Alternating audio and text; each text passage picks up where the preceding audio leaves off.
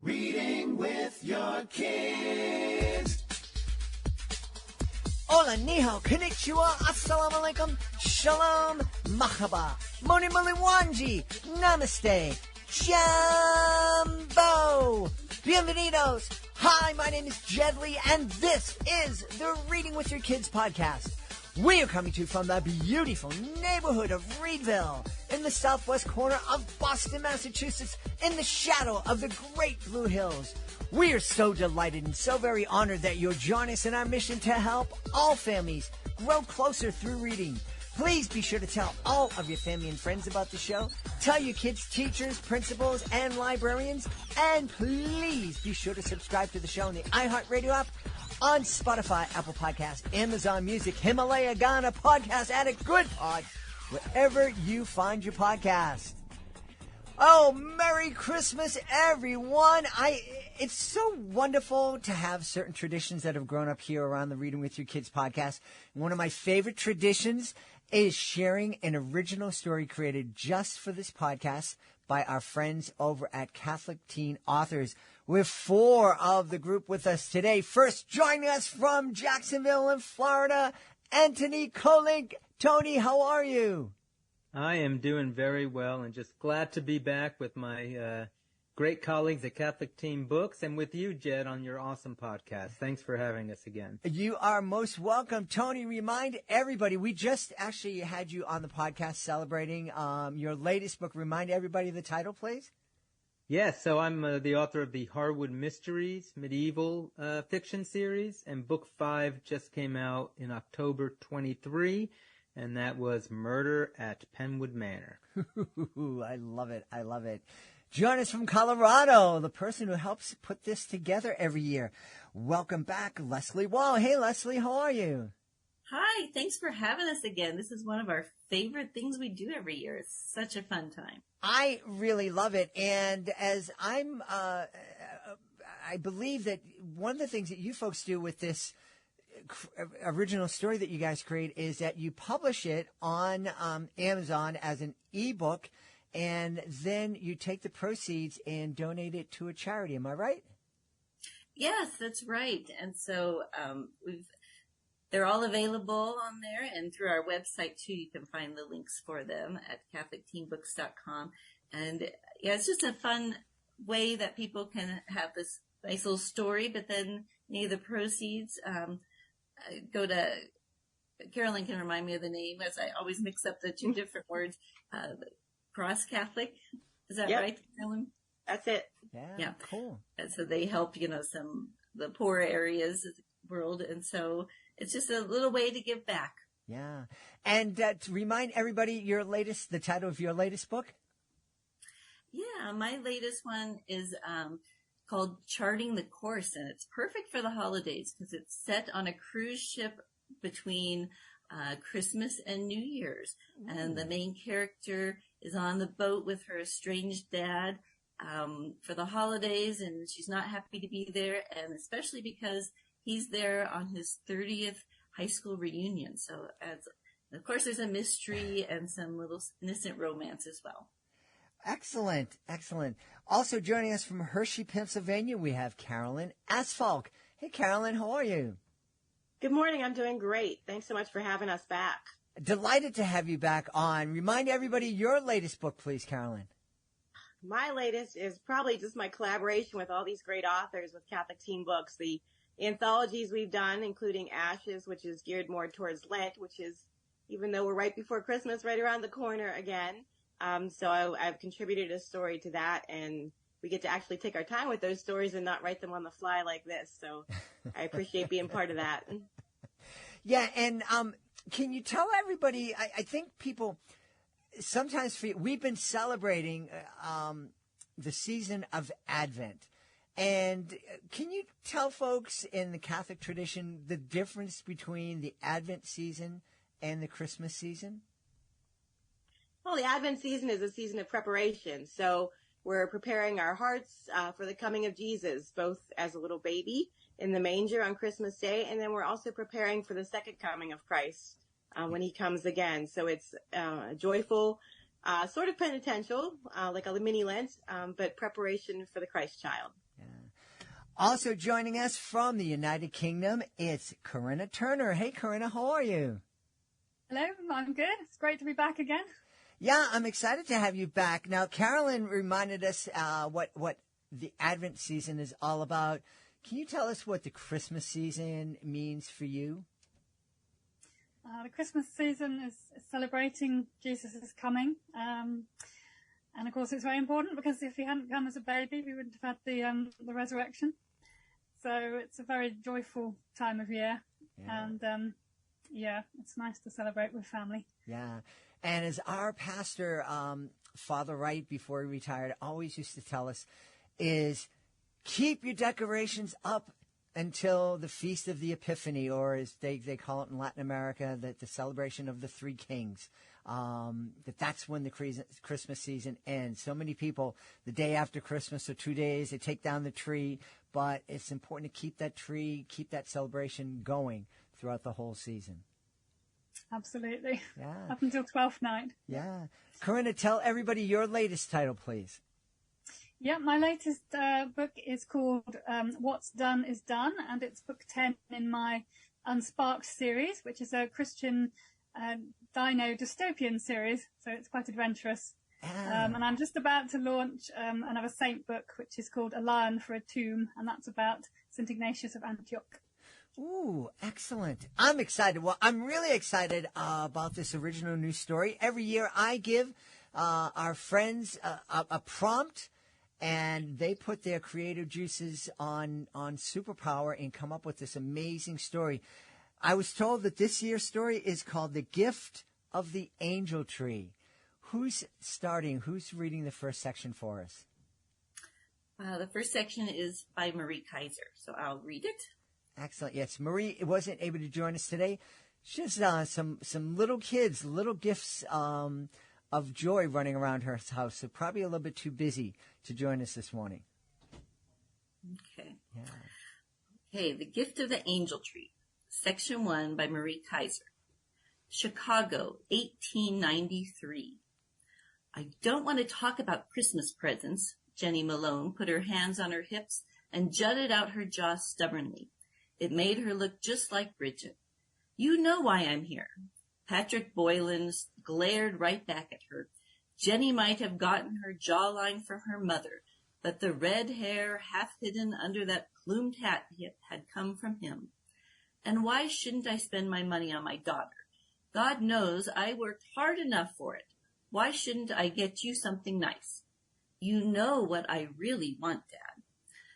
Patrick grunted. He'd already decided that he was getting her that china set, and that he wasn't going to let her drag him.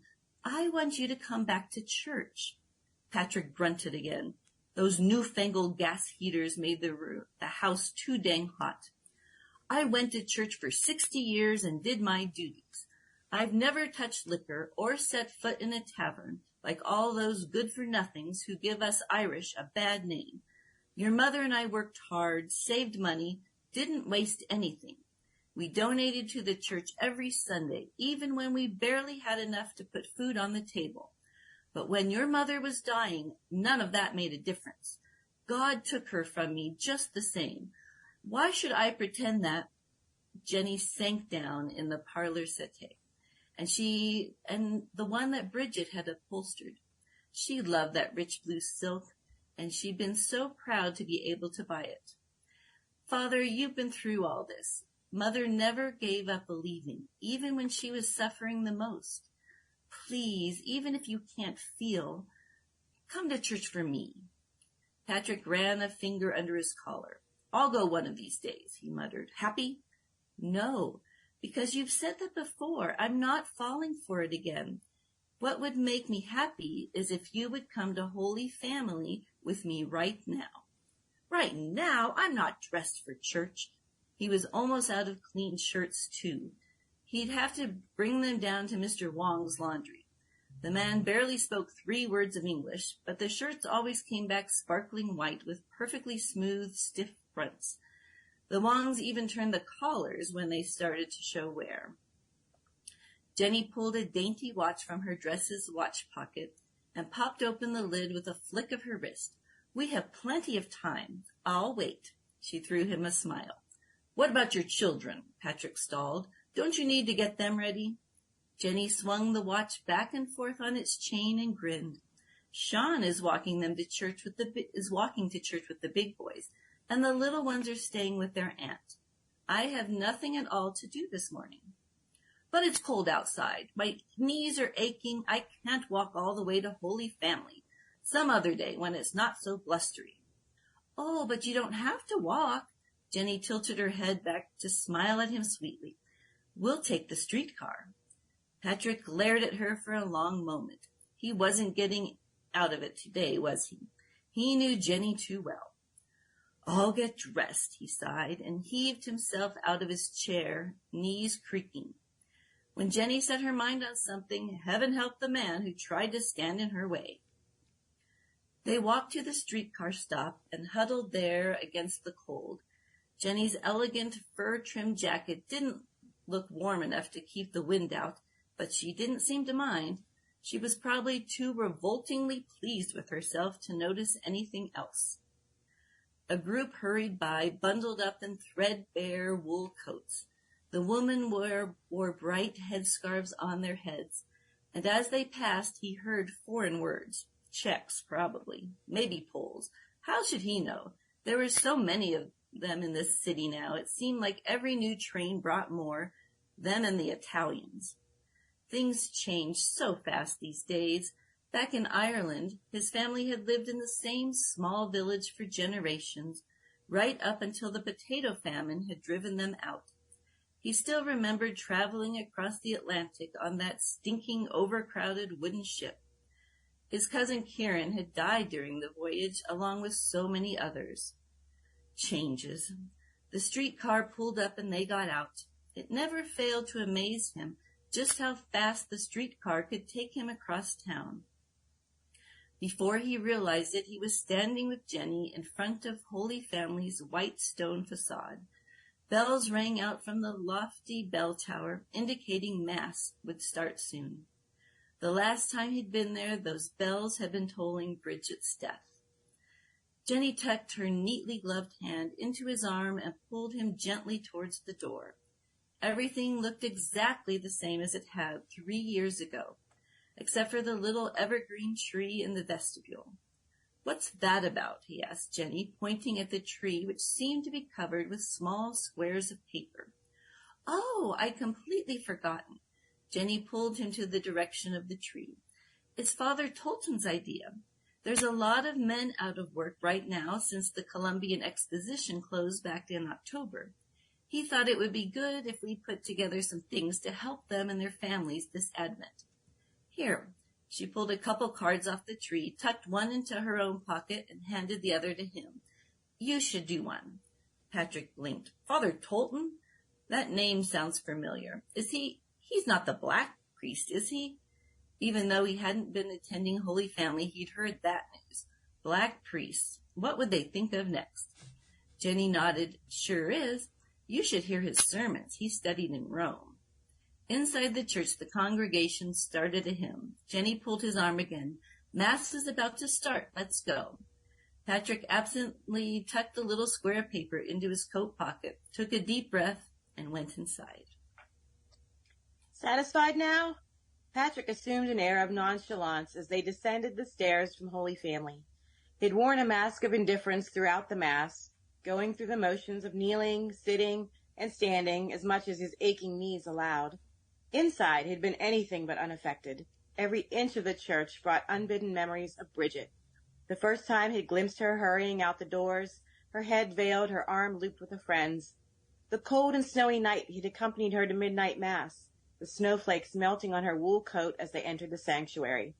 And then there were sacraments, their wedding, the baptisms of Jenny and her brother, First Holy Communions, confirmations.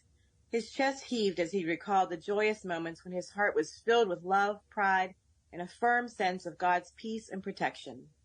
But there'd been the sorrowful moments as well, the late afternoons when he'd slip into the empty church to kneel and pray before the statue of the Blessed Mother, begging her intercession when he'd mourned the loss of beloved friends in the Great Chicago Fire, when their hearts and arms ached to hold a child, after he'd lost his job and spent weeks hunting unsuccessfully for work. And then finally, during Bridget's slow decline, as he watched the vibrant woman he loved fade steadily and irreversibly. Then he'd felt no peace, only restlessness, fear, and anxiety. Yes, Father. Jenny clutched his arm now, steadying him on the last step, the one that had always been a little higher than the others. It wasn't so bad, was it? She smiled cheerfully, and his heart ached nearly as much as his knees. It had been that bad. The joyous moments and the sorrowful moments had been eclipsed by the memories of Bridget's funeral, her cloth-draped casket in the center aisle, cold, still, lonely, the antithesis of his warm, industrious, people-person wife. It hadn't been the black priest, Father Tolton. He'd apparently been only a visitor. No, it had been Father Thomas Brennan. Patrick harumphed as they descended the final step and tugged his arm from Jenny's. It had been better if it hadn't been him up there preaching, acting as if he weren't the holiest man around when he couldn't even take the time. His voice cracked and trailed off as emotion came over him. That man had brushed him off, not even come to see Bridget when she'd asked. No, begged. We've been over that a dozen times, Father, Jenny scolded in her sweet way. It couldn't be helped. A man, even a priest, can only be in one place at a time. And the parish is so big, they were short-staffed. Yes, they'd been over it a dozen times, but he hadn't budged an inch, and he wouldn't, not where Bridget was concerned. Jenny changed the subject, prattling on about the storefronts decorated for Christmas as they took the return streetcar home. He tried to pay attention, but he couldn't shake the unsettled feeling he'd left Holy Family with, and after kneeling, his knees pained him. As they walked from the streetcar stop toward home, the artificial fragrance of detergent hit them as they approached Mr. Wong's laundry.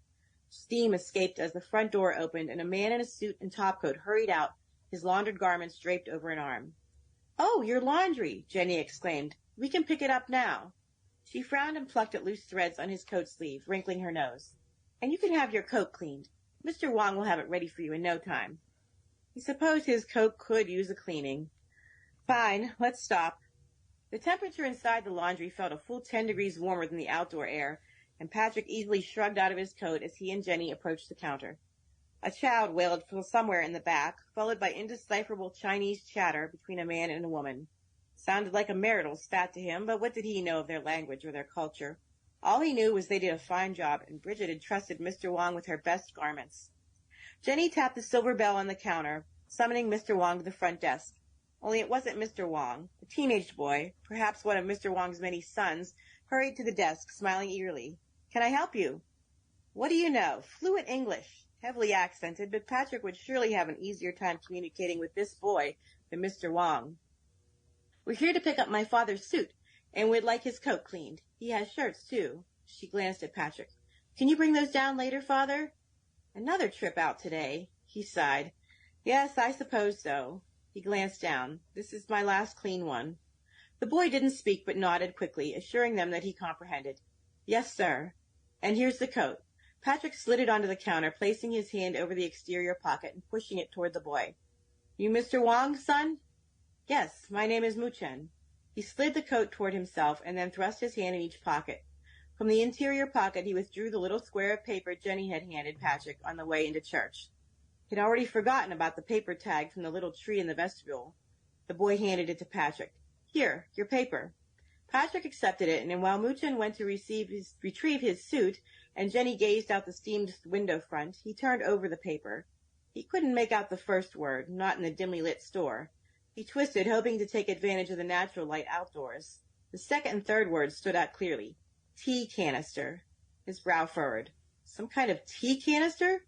He thought this was to help men in need of work. Didn't they need more practical things like food, clothing, or shoes? Who needed a tea canister? And where did one get such a thing, even if he could figure out what the kind they wanted? Section 3, by Leslea Wahl. An hour later, Patrick again pulled the door open to Mr. Wong's laundry. He welcomed the warm steam that greeted him. Jenny had walked him home and helped him find an old worn coat in the closet. It was so frayed it scarcely kept him warm, but he knew better than to argue with his daughter. She could be even more stubborn than he was. Patrick stomped toward the counter to deposit his pile of shirts. He hoped Jenny was happy. He'd wasted so much of his day just to please her. She hadn't even had the courtesy to walk back here with him, claiming she needed to return home to her family. Like he didn't have places he needed to be? The long boy, Muchin, emerged from the back room and greeted Patrick with a nod. "We will take care of these for you." Patrick grumbled a reply, turned and walked toward the door. "Mr. Boylan," Muchin called. Patrick, whose patience had long run out, turned to look at the gangly teenager. "What?" Muchin pointed toward Patrick's feet. "You lost your paper again." Patrick peered down to see the tag from the tree. There must be a hole in his pocket. The words Dutch tea canister stared up at him like a dare. Jenny would be disappointed, but so be it. He had no intention of searching the city for the ridiculous gift. If he was going to part with his money, it would be for someone in need. Why would an out-of-work man need a decorative tea canister? Muchin must have assumed that Patrick was too frail to bend over and pick up the paper because he walked out from behind the counter to retrieve the fallen item. The teen stooped down with the ease of a young man and held out the small piece of paper to Patrick.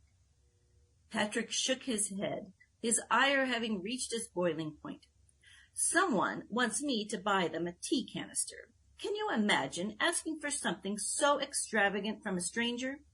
Ever since that Columbian Expo was built and Mr. Marshall Field opened his fancy new tea room, everyone thinks they need to act like English aristocrats." He pointed his crooked finger at the boy's face. "Well, I tell you, I am not about to head over to the Mayhem on Wabash Street to search for a tea canister." Muchin remained standing with his hands still outstretched. Patrick was inclined to leave the teen holding the paper, march out the door, and return to his home. But suddenly Jenny's crestfallen face filled his mind. Darn that girl, she always got to him. Instead, he snatched the paper from Muchin's hand. "Sir, I know of a store nearby that sells many beautiful items. They may have your tea canister." Patrick thought about this for a moment, but shook his head at the thought of wandering deeper into the surrounding neighborhood with all those immigrants and their unusual customs and languages. Muchin offered a tentative smile. "I can take you there. It is a very special place, and amazing things can be found there." Patrick looked from the boy's earnest face to the scrap of paper that had caused nothing but trouble. Once again, Patrick's thoughts swirled to Jenny and his beloved Bridget. Oh, how Bridget had loved Christmas. She was an angel who never turned her back on others. Patrick looked at Muchin with a scowl. "Fine, but I don't want this to take all day. I have things to do." Muchin's smile widened. "Yes, Mr. Boylan, I think you will enjoy the Emporium." Muchin scurried to the back room and soon returned wearing his own threadbare coat. "Well," thought Patrick, "at least no one will bother us after we leave here and ask for a handout." In their ragged coats, they looked as poor as anyone they may meet on the street. Muchin held the door open for Patrick, and they emerged onto the sidewalk. Muchin turned and began walking in the opposite direction from Patrick's home, toward the part of the town he had long avoided. So many European immigrants had moved there over the last several years that the city was bursting at the seams. With each passing step, Patrick heard the incoherent chattering of various languages that so irked him. The wind picked up and swirled around him. Patrick wrapped his arms around himself, trying to create some warmth. How much further must we go? Muchin glanced back. Not much further. But then the boy proceeded to waste Patrick's valuable time as he held a door open for a woman carrying a wash basin in one arm and a child in the other. "Don't go, Muchin," the woman said in a thick German accent. Patrick scanned the buildings around him. As they walked, the streets became more crowded, narrow, and dirty. It was hard to believe that the massive ivory buildings of the Columbian Expo stood just a few blocks away. The opulence of the so-called World's Fair was in stark contrast to this depressed reality. Muchin greeted merchants and passers-by before turning down another street. Patrick sucked in a deep breath as he attempted to keep up. The teen stopped and turned around. "Do you need to rest, Mr. Boylan?" "No," Patrick snapped, refusing to show any weakness the boy could somehow exploit. "How do you know all these people?" The teen looked confused. "I live here. These are my neighbors." Patrick thought about his own neighbors. He and Bridget used to visit many of them, but after she passed away, they all seemed to turn their backs on him. He knew that Jenny didn't see it that way. Whenever she visited, she tried to get him to call on his old friends, but it wasn't the same without Bridget. Soon the teenager stopped in front of an ornate wooden door. Here we are. Thankful for the opportunity to catch his breath, Patrick stared at the door that looked so out of place in the neighborhood. Muchin pulled open the door and gestured for Patrick to enter. Muchin didn't make a move to join him, which further unsettled Patrick. You must come inside. I may need your assistance, and you will need to help me get home. Muchin nodded, and together they entered the room filled with the most wondrous items Patrick had ever seen. Section 4, Corinna Turner. Was it an antique shop, or were these new goods? He couldn't tell. A mix of both, probably. Just beside him was a beautifully carved and upholstered footstool. On the walls, exotic embroidered tapestries. A shelf held fashionable glass German Christmas ornaments, and a host of other curios. Perhaps he could find a fancy Dutch tea canister here. Was he really going to spend his hard-earned money on such a wanton extravagance? He should just buy a good warm wool coat, or some stout boots, and drop them off at Holy Family instead. Far more appropriate. The cheek of some supposedly destitute man to ask for a luxury item like... The shop bell rang, and a couple entered. For a moment his heart snagged in his chest. The woman. How like a middle-aged Bridget she looked, at least in her face. He tried not to stare as the couple moved around the shop, browsing. They were foreign, of course, Italian most likely, but were obviously got up in their threadbare best for this little outing to do their Christmas shopping. A laugh from Muchen drew his eyes to the very back of the store, where the boy was talking softly with a stooped and incredibly old Chinese man who could have been Muchen's grandfather. Perhaps he was, and that's why the boy had been so keen to get Patrick to the store. Patrick huffed irritably. Really, he should just leave, forget the whole thing. An out-of-work man wanting a fancy tea canister. It was disgusting, that's what it was. The woman who looked like Bridget had picked out several items that were probably meant for children, and was now admiring a pretty little wall mirror. Patrick distinctly saw her check the price tag, then quickly turn away and move on as her husband approached. Clearly they couldn't afford a nice thing like that, just for her. But she glanced longingly at it a few more times in passing as they agreed on a couple of more adult gifts, but only when her husband wasn't looking. Finally, the man went to the counter to pay the old man, and the couple left. Patrick went back to hunting for a Dutch tea canister, although he was quite vague about what it would look like. Would you look at that? A huge tooth had been mounted on a display board. The text underneath read, Dinosauria fossil tooth. Dinosauria? Oh, that was the newfangled name for those extinct terrible lizards, wasn't it? Why people had to keep changing things. The bell jangled again, and the Italian man hurried back in, with a furtive look over his shoulder. He went straight to the little wall mirror, took it down, and went to the counter. Several minutes of low-voiced haggling ensued. Then, finally, a smile broke out on the Italian man's face as he took out his wallet and handed the old man some more money. He waited while the mirror was carefully wrapped and hidden in his basket among the other packages. Then he headed for the door. His eyes met Patrick's as he left, and he gave a half-sheepish, half-proud smile. Jangle went the bell, and he was gone. Patrick stood, feeling as though he'd been punched in the stomach. How many times had that same expression been on his own face as he parted with hard-earned cash he couldn't really quite spare, because he wanted so much for Bridget to have something nice for Christmas. Even when they'd agreed to spend the money on the children and their parents, back when any of them had been alive, he'd never been able to bear for her to have nothing. He would watch her like a hawk to see what it was she really wanted, and then he would sneak back and buy it, and carry it away every bit as proud and guilty as that Italian man just now. And that was why the out-of-work man had given up his chance of receiving a warm coat or good boots, and instead written Dutch tea canister on the slip. Because that's what his wife yearned for this Christmas. His wife, who had worked so hard all year, cooking, cleaning, caring for the children, who for the last months had scrimped and saved and mended and made do and gone without, since her husband had no work, never asking anything for herself. And so, when the man was offered one choice to put on the Christmas tree, he had chosen something for her, not for himself. It was exactly what Patrick would have done for Bridget. Something must have got into Patrick's eyes, because they were watering badly, and the dusty store had made his throat tighten. Harumphing vigorously, he blinked his eyes clear and marched up to the desk. Muchan looked up and smiled as he approached, and so did the old man.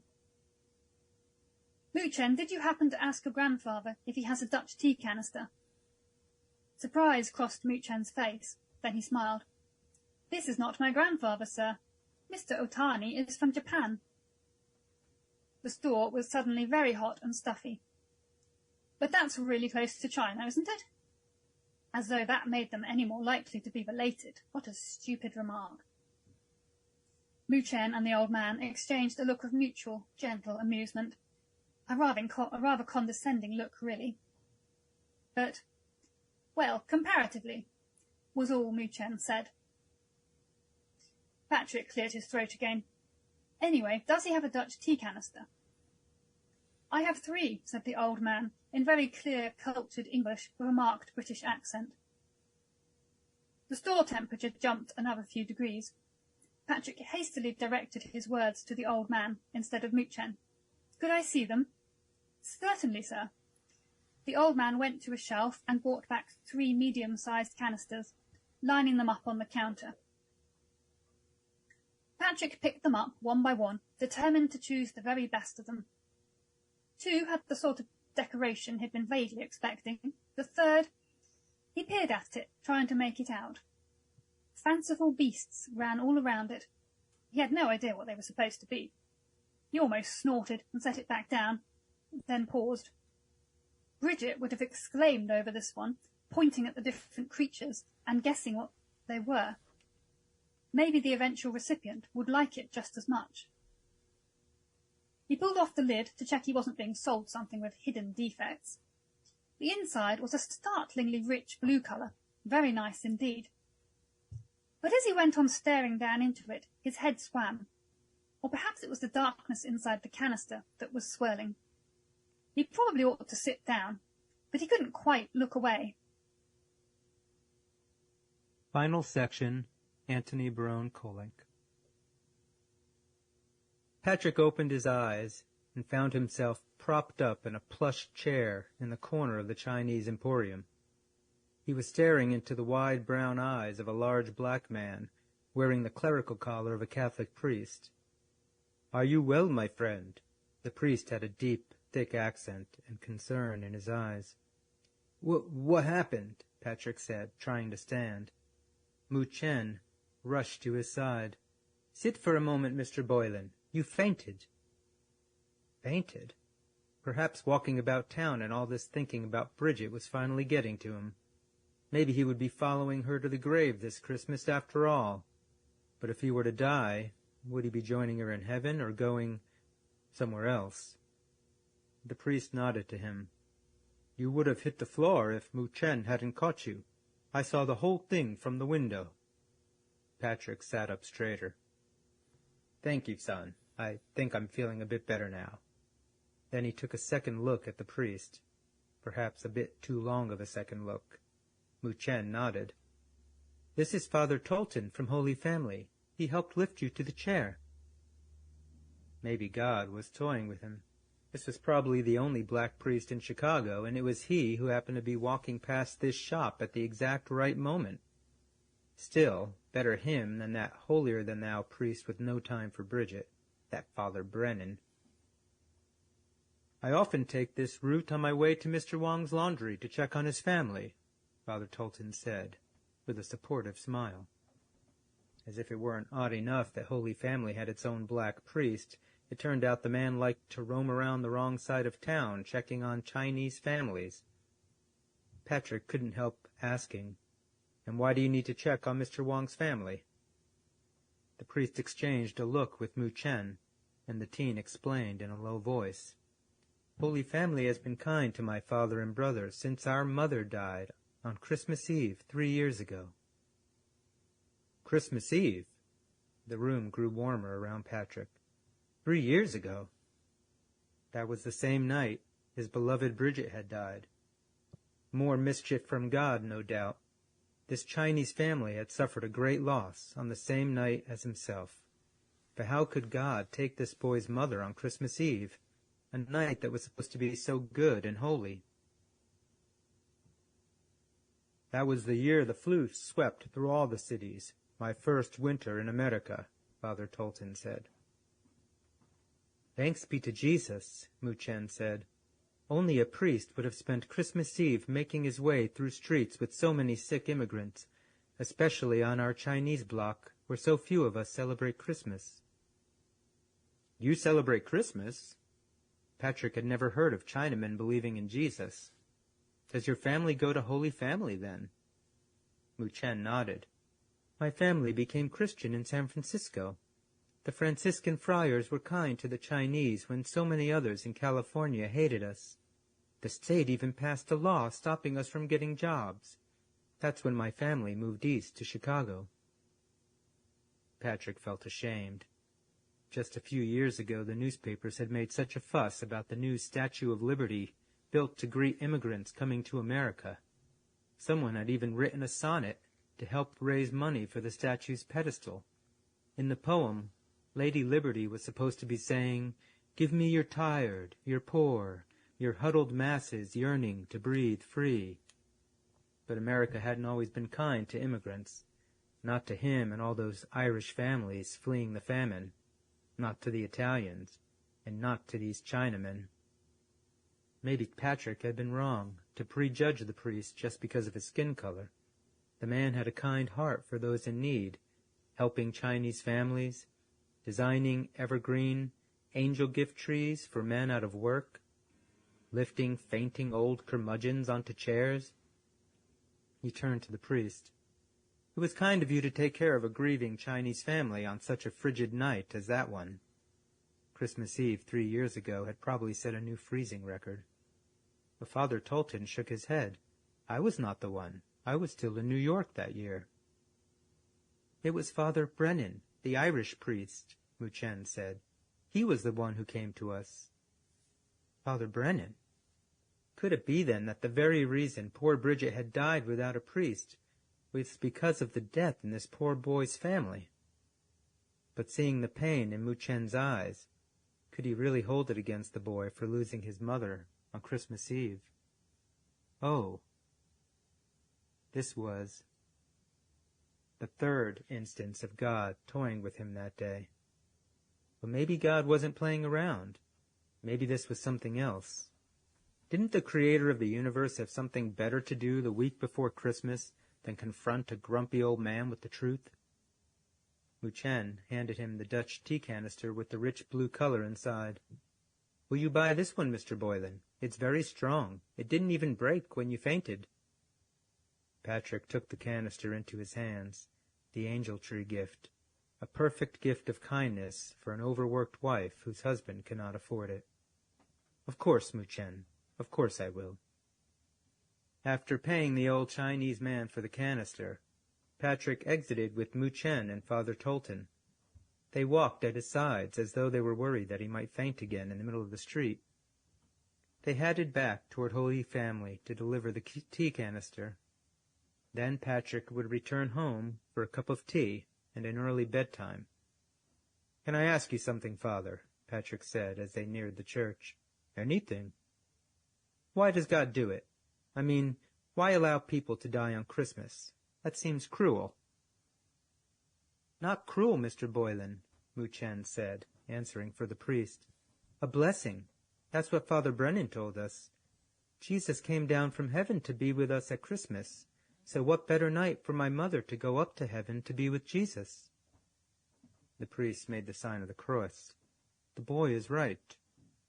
A blessing to die at Christmas. Patrick had never even considered the notion. It seemed so preposterous. But maybe the idea wasn't so foolish after all. Bridget had always loved Christmas. If she could have chosen a night to see the face of God, would she not have picked that very one? The black priest and the Chinese boy walked Patrick to his house after exiting the streetcar. The neighbors were giving him strange looks as they passed, but truth be told, his time with these two odd companions had been more enjoyable than any night at a tavern with a pack of Irishmen could ever be. "Will you come to dinner on Christmas Eve?" Wu Chen said to him at his doorstep. Eating Christmas dinner in a Chinaman's home. That might be too much, too soon. "I don't know, Wu Chen. I don't want to impose on Mr. Wang." The boy laughed. "Not at our house, Mr. Boylan. At the church." Father Tolton pointed in the direction of Holy Family. "We are hosting a Christmas Eve dinner for some of the homeless and lonely in the neighborhood. It was Father Brennan's idea." Patrick sighed and thought about Jenny and all that she'd said about church these past few years. He also thought about Father Brennan and about forgiveness and about how God can spin people in circles with all his mysterious ways. He shrugged. "I don't know if I can convince Jenny and Sean and the kids to spend our Christmas Eve like that." "She'll do it, Mr. Boylan. Miss Jenny is a nice lady." Wu Chen was right. Bridget had raised Jenny to be as wonderful as herself. And what better way could there be to honor his beloved wife on Christmas Eve than to help the less fortunate? "All right, I'll do it," Patrick said. "Maybe Jenny can bake a batch of my Bridget's favorite cookies." "And we'll bring the soy milk pudding," Wu Chen said. Whatever that was. It would indeed be a new Christmas experience. Maybe that old saying was wrong after all. Maybe you could teach an old dog new tricks. Patrick walked up the steps of Holy Family's parish hall on Christmas Eve, with Jenny at his side, her hand tucked into his arm once again. Sean had the children with him, and he held the plate of Irish cookies that Jenny had made for the occasion, Bridget's own special recipe baked to perfection. When they entered, Wu Chen spotted them from within the hall and hurried over. "You made it, Mr. Boylan. Miss Jenny." "We're here," Patrick said. Wu Chen took his other arm. "My father saved you a seat at our table." Patrick looked across the hall to where the manger scene stood, with Mary and Joseph and baby Jesus resting so humbly in a bed of hay. He smiled for the first time in a long time. Then he whispered, "Merry Christmas, Bridget." The end. Bravo, bravo, bravo. Once again, what a beautiful story. I love that. That was so much fun, so much fun. Absolutely. I'm just, I would love to hear what people thought about the story. Please feel free to make a comment, put it in the comment section here, send us a note. In the meantime, we wanted to thank the authors who helped us put this together, and we want to ask them where we can go to find out more about their wonderful books. First, Leslea, where can we go to find out more about all the great things coming from your imagination? I have my own website, lesliewahl.com, or the easiest is probably on catholicteenbooks.com. You can find me there and, all of our stuff. And so that's a great resource for everybody. Yeah. Carolyn, where can we find you? You can find me at CarolynAstfalk.com. I do a lot of book reviews there too, in addition to my own stuff. So if you're looking for something for somebody, they might find something of interest there too. Awesome. Corinna, do we have a .co website to check out for you? Well, I have .com as well, but you can go to unseenbooks.com or unseenbooks.co.uk. And they're also on Catholic Teen Books. They're on Amazon. They're on all the usual places you can buy books from. Wonderful, wonderful. And, of course, we weren't able to hear from Marie. Hopefully, maybe we'll be able to insert her in post-production. But if we wanted to find out more about Marie Keiser's books, we could also go to CatholicTeenBooks.com. And Tony, remind everybody, please, where they can go to find out more about your Harwood Mystery Series. All right. Well, they all definitely should go to CatholicTeenBooks.com first, because there's so much good stuff on there, including the Harwood Mysteries. Otherwise, go to my website, AntonyKolenc.com. We've had a wonderful time listening to a beautiful new original story created just for the Reading with Your Kids podcast, The Gift of the Angel Tree. Our guests have been Antony Kolenc, Leslea Wahl, Carolyn Astfalk, and Corinna Turner. My friends, thank you so very much. Have a wonderful, blessed Christmas. Thank you. And Merry Christmas to you also. We hope you've enjoyed this episode of the Reading with Your Kids podcast and will join us for the next exciting episode of the show. In the meantime, we want to thank everybody who's made this episode and every episode of the Reading with Your Kids podcast special. And that begins with you. Thank you for listening to the podcast. A special thanks is going out to today's guests, Antony Kolenc, Leslea Wahl, Carolyn Astfalk, Corinna Turner. We also want to thank Marie Keiser for her contributions. I want to thank the folks in my team. They are amazing. Rory Grady, Fatima Khan. Also want to give a special thanks to our two amazing interns for this past summer and fall, Soji Franklin and Ann O'Leary. They've done a great job here. Many contributions that you've heard, that you've seen. Lots of contributions that have been behind the stage. We want to wish Soji and Ann all the best in the coming years. They're really talented young people, and they're going to do a fantastic job. I want to give a special shout out to my beautiful wife for all the support she gives me. I especially want to thank you. Once again, thank you so much for being part of our beautiful Reading with Your Kids family. And thank you so much for taking the time to make the world a better place. And you do that every time you read with your kids. I'll be looking for you in the next edition of the Reading with Your Kids podcast.